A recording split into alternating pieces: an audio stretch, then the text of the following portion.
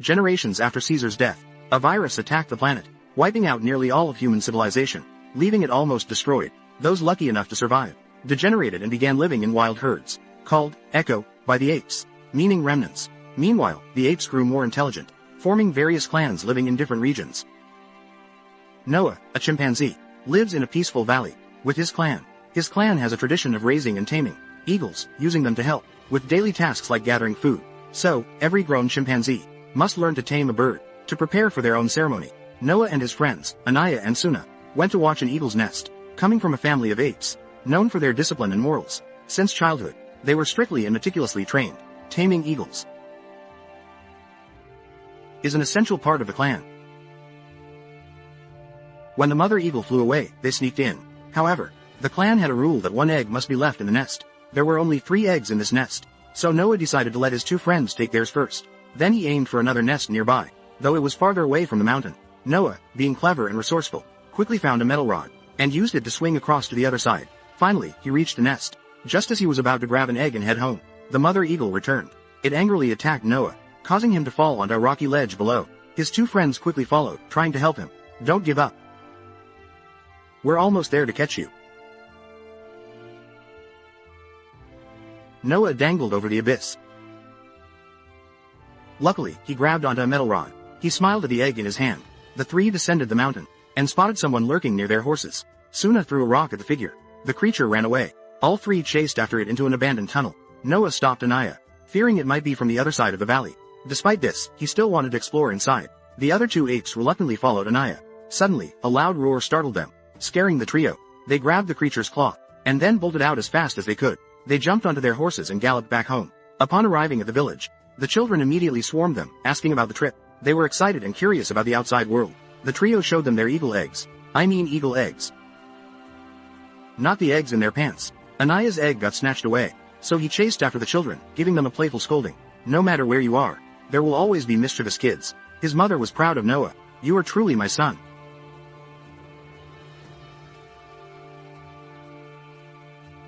Then she told him to meet his father at the tower. His father was a master eagle trainer in the clan, owning a powerful and loyal red-headed eagle. However, it didn't seem friendly to Noah. Noah didn't like the bird at all. He handed his father the piece of cloth he found.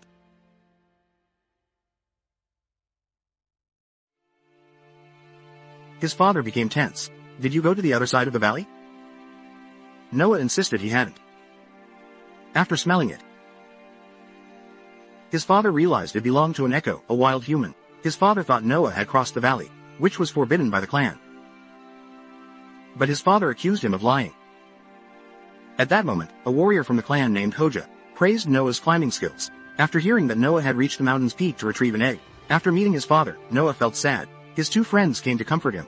When everyone was asleep, Noah was busy fixing the fish drying rack for his mother. Suddenly, a strange noise came from inside. He cautiously went inside to check. Suddenly, the thief from earlier jumped out, startling Noah. Before he could react, the thief ran off, and the egg tied to Noah's waist shattered, losing the most important item for the ceremony. Noah set off immediately during the night to find another egg to replace it.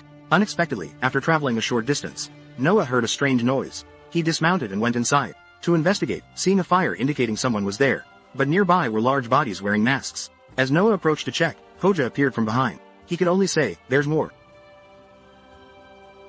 before collapsing from a fatal wound in his back. From a distance, the sound of galloping horses grew louder. Noah quickly hid in a corner, holding his breath. He saw a group of masked apes. They all carried electric weapons, which looked very dangerous. One of them found the echo's claw. It seemed that was what they were after. At this point, even though Noah had hidden well, his horse had been spotted. They shocked the horse with electric sticks and followed it back to his clan. Noah panicked. He ran as fast as he could to warn them, but 2 legs couldn't outrun 4. By the time Noah arrived, it was too late. Before his eyes, the village was engulfed in flames. The cries of the villagers echoed through the air. They killed anyone who resisted, and captured the rest as prisoners. Noah found his mother and freed her, but she was electrocuted right after. His mother held them off so Noah could find his father, hoping to save their eagles. At that moment, the leader noticed Noah. He ran up to help his father release their birds. It was better for the birds to die than to fall into the wrong hands. Better the fish die in the net than let these eagles be captured by the wicked. What will happen is they'll use it to attack other clans. This will benefit those bastards too much. Before long, the leader arrived. There was no other option. He had to stand and fight.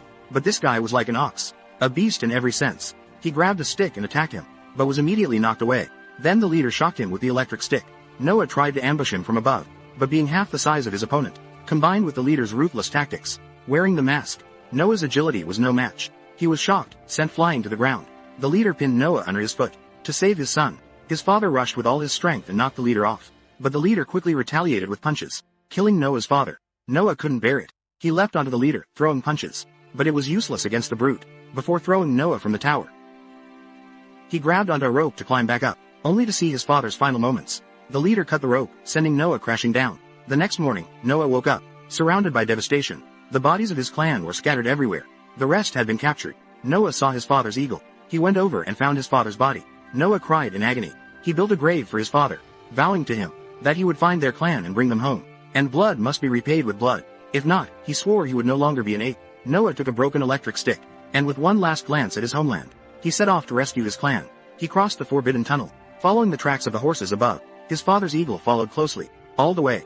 After a while, Noah found his mother's scarf, showing he was on the right track. Could a lone ape like him take on an entire army of vicious apes, armed with such dangerous weapons? At night, Noah sheltered under a tree, warming himself by a fire. The next morning, he saw the eagle again. Noah gestured for it to perch on his arm, but it was impossible, for it was the king of eagles, only loyal to the true leader of the apes. An ordinary ape like Noah meant nothing to the bird. Noah gave up on the stubborn eagle, and continued into a forest. He saw smoke rising nearby. He grabbed the electric stick and approached. Unexpectedly, he fell into a trap. Luckily, vines caught him, or the story would have ended there. Ouch, my butt hurts. An orangutan named Raka appeared, and he questioned Noah about the electric stick. Noah explained that it belonged to his enemies. His clan had been killed and kidnapped by them. Noah was on a journey to find them, understanding the pain of loss. As Raka was the last of his own kind, he still kept books from previous generations, including the teachings of Caesar, about peace between apes and humans, and how apes must not kill apes. Raka still followed this code. However, not all apes did. That's why his village was massacred. At that moment, Noah saw the echo, and immediately tried to chase it away. But Raka insisted on keeping it. He sensed it was smarter than the others. Then Raka decided to join Noah on his journey. That night, they stopped to rest. The echo returned. Raka threw it some food and cloth, telling Noah that it was an act of kindness. He named her Nova. At midnight, the ape found a telescope. And surprisingly, Nova saw the same things Noah did. She was truly intelligent. The next morning, they continued their journey. Raka allowed Nova to join them. After a while, they spotted a herd of zebras, and a group of wild humans. Sensing that this was Nova's tribe, Noah decided to leave her with her kind, with her own species. Raka feared it was unsafe, so he stayed with Nova. He gave Noah a necklace, bearing the symbol of Caesar. Just after Noah left, Silva's raiders suddenly attacked the wild humans. They cast nets to capture them, with the aim of capturing Nova, knowing she was intelligent, holding secrets they desperately needed. Once they captured Nova, they could open the advanced human weaponry storage. Nova was separated from Raka and fled into the fields. Using the landscape to hide, Nova lay low in the grass. Above her, Silva and his comrades spread out to search for her. At this moment, Nova saw Noah returning to look for her. Gathering her courage, she stood and called his name. Before Noah could react, he rushed towards her, with Silva hot on his heels. Luckily, Noah reached her first, as Silva tried to follow. But Noah kicked him away, sending him flying. "Get lost, you dog." The two fled, but one of Silva's guards chased after Nova. At that moment, Raka arrived, smashing a tree branch over his head, allowing the three to escape successfully to the riverbank. The two apes began bad-mouthing Nova. "She may look like this, but how could she be smarter than us apes?" Raka firmly asserted. "She can't even speak." That's when the girl revealed that she was indeed an intelligent human, and her name was May. Hearing this, Raka was completely stunned and speechless. May was on a journey to find others like her. After her mother's death, she pretended to be an echo to ensure her safety. May also revealed that the invaders had taken Noah's clan to a coastal settlement located near an old human bunker, and she would lead him there. That night, they found a place to rest. Noah also managed to fix their electric stick, taking it as a weapon. The next day, the group had to cross a bridge to continue their journey. Unfortunately, they were ambushed by Silva. His troops climbed up secretly from below and blocked both ends of the bridge. Knowing there was no escape, the three decided to fight. The difference in numbers and equipment, and the fact that those apes were warriors, trained for evil deeds, quickly led to Noah and May being captured. In the struggle, May fell into the rushing river. Raka grabbed a net to pull May up, but she didn't have enough strength. He jumped in to push her up, but was swept away by the current. Raka grabbed a rope, and could only say, "Together we are strong," before Silva cut the rope. Noah and May were subdued, helplessly watching him drift away. Then both were captured, and taken to the invaders' settlement. Other clans had suffered the same fate as Noah. They had all been enslaved. Noah and May were separated. Noah was forced into labor, even though they were all apes. These ape prisoners were forced into hard labor for the invaders. In what was nothing less than a cruel system of slavery, Noah went outside and reunited with his mother and tribe. They embraced each other in joy. Meanwhile, May was taken to a large room filled with books, the quarters of a human prisoner named Trevathan, a prisoner in name, but in reality he was the trusted advisor to the Ape King. May was shocked to see another human there, but sadly, he had long since accepted working for the ape leader, in exchange for a peaceful life. This land was now ruled by the Ape King, who called himself Proximus Caesar. A tall, powerful, and cunning chimpanzee, he exploited his name, which resembled the past leader, claiming he was Caesar's descendant. He twisted Caesar's teachings to the apes of today. Only Noah, who had learned the true history from Raka, knew his real nature. However, the other apes were not as clever. They had long been brainwashed by his deceitful words. Proximus Caesar enslaved other clans, forcing them to open the bunker so he could access human technology, containing the locked weapons of domination. However, how could apes possibly open this steel door? Even with missiles and tanks, it wouldn't budge, let alone with brute force. It would be like eggs against rocks. But today was another day of failure. Due to the extreme heat, the chains snapped, injuring the slave apes below. The Ape King was left fuming with rage, powerless. During the rest period, Proximus Caesar sent for Noah to dine with him, along with May and Trevathan. He spoke of his grand purpose, to lead apes toward evolution. Proximus Caesar believed that Noah's intelligence could help him open the bunker. He also exposed May's lies, revealing that she came from an intelligent human community in the bunkers. Proximus Caesar warned Noah to beware of this outsider, claiming she was there to steal what was in the bunker. He promised to build a kingdom where apes ruled and lived peacefully, but Noah had to understand that humans couldn't be trusted and had to be destroyed. Later that day, Noah spoke with his mother. He learned that most of the Eagle tribe had accepted their fate. Even his mother urged him to stop resisting. At that moment, Noah saw the necklace, the symbol of Caesar that Raka had given him. He realized that Caesar's words about peace for apes were lies. His father's eagle also recognized Noah's growth, landing gracefully on his arm. Everyone was astonished. That night, Noah confronted May, demanding she tell him the truth. In exchange for his help, May apologized for lying. But it was true that Caesar had killed her family. Noah asked May what she needed in the bunker, and she said it was like a book that could restore speech to humanity. She also explained the virus that had upended the world order. Finally, Noah agreed to help her enter the bunker, with the hope of destroying Proximus Caesar's settlement and leading the Eagle tribe back home. That night, Noah found his two childhood friends and shared the plan to liberate their people. Suna immediately joined, but Anaya was too afraid and didn't take part. Taking advantage of the late night, the three gathered with May to finalize the plan. At this point, Anaya hesitantly joined to help. They secretly placed explosives around the dam, surrounding the settlement, hoping to flood the place. However, Trevathan discovered their plan. He stopped May, insisting that their era had ended. May tried to convince him to join her, but Trevathan chose to report to Proximus Caesar. May had no other choice, and killed her fellow human. She then threw his body into the sea. The four of them followed the rocky path guided by May. They then climbed a steep cliff, but as they neared the top, Noah slipped, causing both of them to fall. May almost fell into the sea, but fortunately, Noah managed to hold on, and pulled her back to safety. In front of them was another gate, which appeared to be an old ventilation shaft. The three apes and the human entered. They lit torches to light the way. Their location was far from the ground, so they had to take a detour. Finally, they reached an old room. May pulled the lever, lighting up the place with bright lights. Noah's group couldn't believe it. This place was built entirely by humans. At that moment, May found a map, grabbed a hammer, and set off to find the book.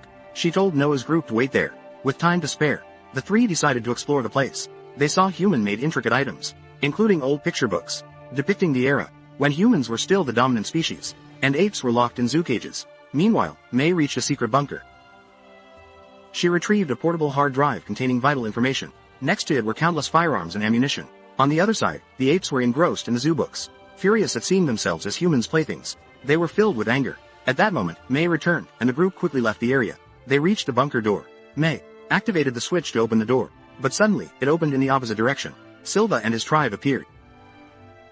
He had even brought Noah's clan to the scene. One of Proximus Caesar's apes threatened to kill Suna unless Noah confessed what May had taken from the bunker. He kept forcing Noah to choose between humans and his kind. Seeing Noah's continued silence, they prepared to kill Suna, but May acted quickly, killing the ape with the gun she found in the bunker. Proximus Caesar was terrified, but also filled with ambition. He told May that she could leave if she revealed where the other weapons were hidden, but that would mean the true extinction of humankind. May refused and ran outside, activating the explosives. Noah tried to stop her, but it was too late. Now, his priority was to evacuate his clan from the area. The dam broke, causing seawater to flood in, destroying everything. It flooded the bunker and the apes inside, including Noah's clan.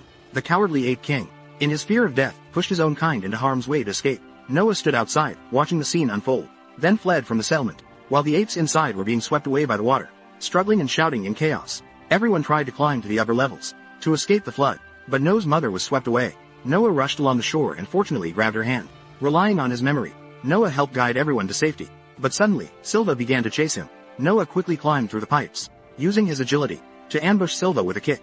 But Silva grabbed his leg, and both fell into the water. Noah resurfaced, only to encounter the giant ape again. Determined to catch Noah, Silva pursued relentlessly. His strength kept increasing, while Noah's energy was nearly depleted. Noah could only try to trap him. Noah yelled at the giant ape, luring him deeper into the complex pipe system. In his rage, Silva unknowingly followed. Realizing too late that he was stuck underwater, he drowned. Goodbye, you bastard. This is what happens to bullies who rely on brute strength, but love playing the villain. Noah, exhausted, climbed to the surface, reuniting with his clan. But Proximus Caesar had been waiting. He immediately attacked Noah. Noah fell to the ground, unable to react. He was repeatedly beaten mercilessly. His tribe wanted to help, but Proximus Caesar's overwhelming presence stopped them. They were powerless. Proximus Caesar dragged Noah across the ground, tossing him around. He demanded Noah kneel before him and recognize him as king. If you don't want to die, submit to me, and I will spare your life, and the lives of your tribe. The surrounding apes protested, urging Noah to stand up. Noah used the last of his strength to rise, but not to kneel. He began making strange sounds. It was a song, known only to his tribe. Proximus Caesar, still puzzled, thought Noah was submitting, but then his entire tribe joined in song. It was the song to summon the eagles. Noah stood up, successfully calling their eagles. The eagles swooped down, attacking Proximus Caesar, tearing at him relentlessly. Proximus Caesar screamed in pain, trying to fend them off, but to no avail. He could only suffer under their relentless attack. Noah's father's eagle delivered the final blow, sending Proximus Caesar plummeting into the sea. After the ordeal, Noah's clan returned to the valley, rebuilding their village. As Noah's group was tending to their eagle eggs, May appeared. She said she had come to say goodbye to Noah. She also explained that humans deserve another chance, because in the past, they were the dominant species. Noah asked, then what belongs to the apes? Remembering Raka's words, Noah questioned whether apes and humans could live in peace, as they once did during Caesar's time. Then, he handed the Caesar symbol necklace to May. May, touched, put away the gun she had hidden behind her back, and accepted the gift. Noah also brought Suna to look at the telescope that he found during his journey. Meanwhile, May went to the human settlement, at a satellite base, isolated from the outside world. In fact, what May retrieved from the bunker was a decryption key, allowing humans to reactivate the satellites. In the end, they successfully contacted the remaining survivors across the world, giving hope for humanity's revival. The movie ends here.